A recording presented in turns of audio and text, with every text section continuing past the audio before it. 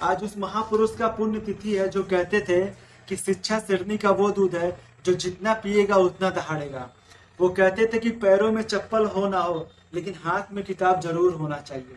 जी हाँ, मैं बात कर रहा हूँ डॉक्टर बाबा साहब भीमराव अंबेडकर की। अप्रैल 1851 को पैदा हुए थे और आज के दिन 6 दिसंबर 1956 को इस दुनिया से चले गए थे। इनके चाहने वाले आज के दिन को परिनिर्वाण दिवस के रूप में मनाते हैं। परिनिर्वाण का अर्थ मोक्ष या मुक्ति से लगाया जाता है।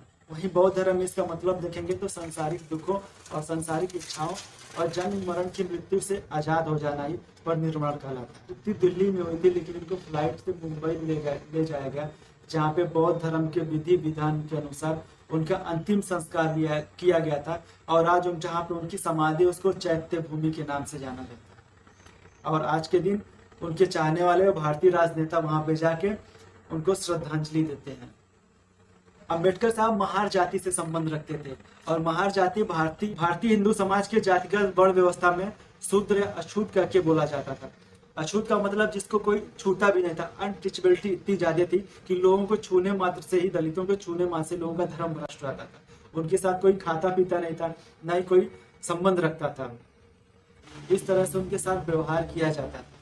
अंबेडकर साहब उस समाज से आते थे। यूं कहें समाज में गैर बराबरी का दर्जा प्राप्त था अछूतों के साथ, और ये सब अंबेडकर साहब के साथ कदम कदम पे होता रहा, लेकिन उन्होंने कभी हार नहीं मानी। और एक दिन जब उनको मौका मिला तो कानून के रास्ते उन्होंने भारत की इस कुरीति को हमेशा के लिए खत्म कर दिया।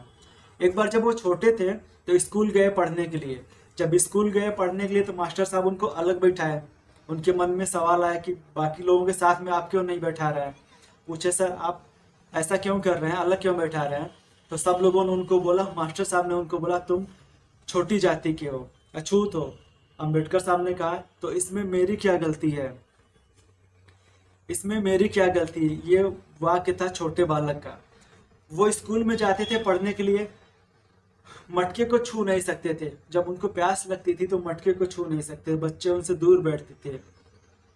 यहाँ तक जब प्यास लगता था जो चपरासी आता था वो उनको दूर से पानी गिराता था, वो पीते थे। और जब कभी चपरासी स्कूल नहीं आता था तो वो बिना प्यासे ही रह जाते थे। उसके बाद वो अपनी पढ़ाई लिखाई को जारी रखे और सोचिए 22 साल की एज में अमेरिका के न्यूयॉर्क शहर में कोलंबिया यूनिवर्सिटी में पढ़ने चले गए थे। बड़ोदरा के जो महाराज थे उनके स्कॉलरशिप के बेस पे वो पढ़ने चले गए थे। वहाँ पे जाके उन्होंने एमए किया और पीएचडी किया। उसके बाद उन्होंने इंग्लैंड गए, लंदन ऑफ इकोनॉमिक स्कूल से एमए किया और पीएचडी किया। और पहले ऐसे भारतीय थे कि इकोनॉमिक्स में पीएचडी करने वाले। उनके पास 32 डिग्रियां थी और 9 भाषाओं का ज्ञान था। उनके पास क्या था, उनके पास 32 डिग्रियां और 9 भाषाओं का ज्ञान था। 2 पीएचडी, एक डीएससी था उनके पास, डीएससी डॉक्टर ऑफ साइंस। आज के इस आधुनिक जमाने में भी आप खोजेंगे डीएससी करने वाला व्यक्ति शायद ही मुश्किल से मिल जाए, नहीं मिलेगा, शायद ही। लोग कहते हैं ना संविधान तो दूसरे देश की कॉपी किया गया है, इधर उधर से कॉपी किया गया है, लेकिन संविधान को बनाना इतना आसान नहीं था। संविधान को बनाने के लिए उन्होंने 60 देशों के संविधान को गहन अध्ययन किया और अच्छे से पढ़ा। यहाँ आपको एक कोई बुक दे दिया जाता है पढ़ने के लिए, 2 घंटे बैठ के पढ़ने के लिए कह देता है आदमी, तो आप शायद बोर हो जाते, नहीं पढ़ पाते। उन्होंने 60 देशों के संविधान को गहन अध्ययन किया। उसके बाद संविधान का निर्माण में उन्होंने योगदान दिया। लोग कहते हैं ना कि संविधान वो अकेले थोड़े बना रहे थे। लोग सुने होंगे आप, लोग कहते हैं कि संविधान वो अकेले थोड़ी बना रहे थे, कई लोग थे। जब संविधान में ड्राफ्टिंग कमेटी बन रही थी तो उसके 7 मेंबर थे।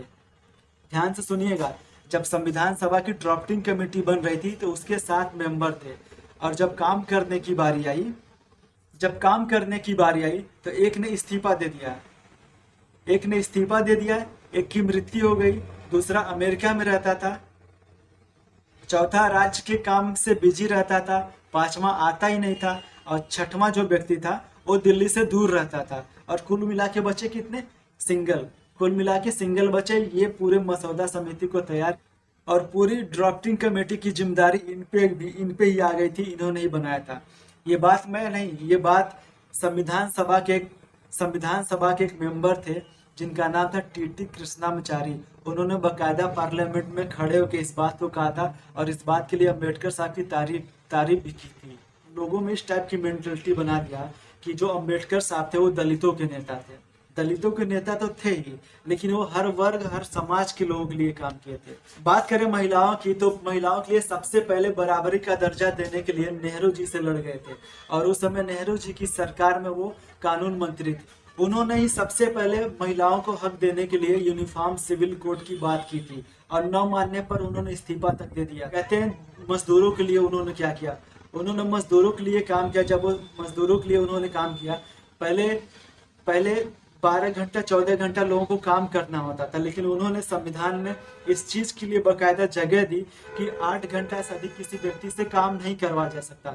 अगर 8 घंटा से अधिक कोई व्यक्ति काम करता है तो उसके लिए ओटी या ओटी अलग से चार्ज दिया जाएगा, अलग से पैसा उसको दिया जाएगा। वहीं दबे कुचले समाज के पिछड़े लोगों के लिए, दलितों के लिए, शोषित और कमजोर लोगों के लिए आरक्षण की व्यवस्था की। आरक्षण की व्यवस्था एक ऐसा मुद्दा है कि कुछ लोग उस पर नाराज रहते हैं और कुछ लोग खुश रहते हैं। आरक्षण एक ऐसी चीज, आप खुद सोच के देखिए, हजारों सालों से दलितों के साथ, पिछड़ों के साथ दबा कर कुचल कर रखा गया था, लेकिन 50-60 सालों में अगर उनको थोड़ा सा पुश किया जा रहा है, उनको थोड़ा सा धक्का दिया जा रहा है, तो उसमें किसी को क्या दिक्कत हो सकता है। अब सोचिए, इंडिया की ओवरऑल जनसंख्या 140 करोड़ है, उसमें 17% दलितों की संख्या है, यानी एक रेशियो निकाला तो 24 करोड़, और आरक्षण कितना है, 12 से 15%। 1 लाख नौकरी में 15,000 जो नौकरी है वो पिछड़ों दलितों के लिए है।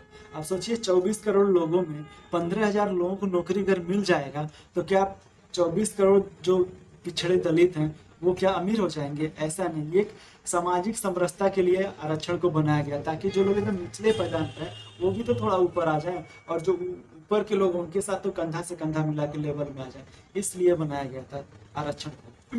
मैं उनको कहना चाहता हूँ जो अम्बेडकर साहब की मूर्तियों को तोड़ते हैं, जो दिमाग से विकलांग रहते हैं, कि दुनिया में सबसे अधिक अगर किसी इंसान की मूर्ति है धरती पे, तो वह बाबा साहब भीमराव अम्बेडकर की। पूरे ओवरऑल वर्ल्ड में, पूरी दुनिया में अगर अम्बेडकर साहब की सबसे बड़ी मूर्ति है तो वह तेलंगाना राज्य में 125 फीट ऊंची मूर्ति है।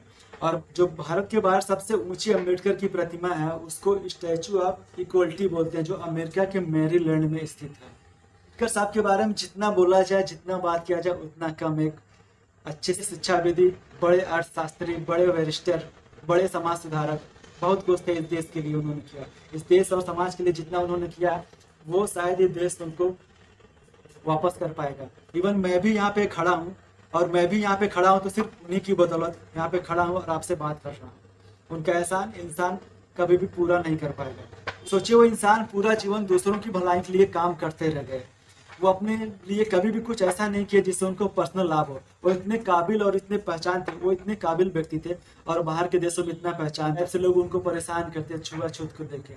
वो चाहते तो ये सारी चीजें छोड़ के वो अमेरिका में या इंग्लैंड में या जर्मनी जाके सेटल रहते, लेकिन उन्होंने ऐसा नहीं किया। उन्होंने हम सब के लिए लड़ा और हम सब के लिए काम किया, और आज हम लोग जहाँ हैं सिर्फ उन्हीं की बदौलत है। और मैं भी आपके सामने अगर बात कर पा रहा हूँ तो सिर्फ उन्हीं की बदौलत है, आपके सामने खड़ा हूँ।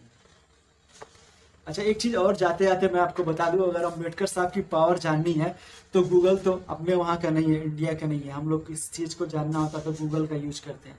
गूगल अमेरिकन कंपनी है। ध्यान से सुनिए, टाइप करके देखिएगा, who is the God father of India, तो अम्बेडकर साहब का नाम नीचे बताएगा।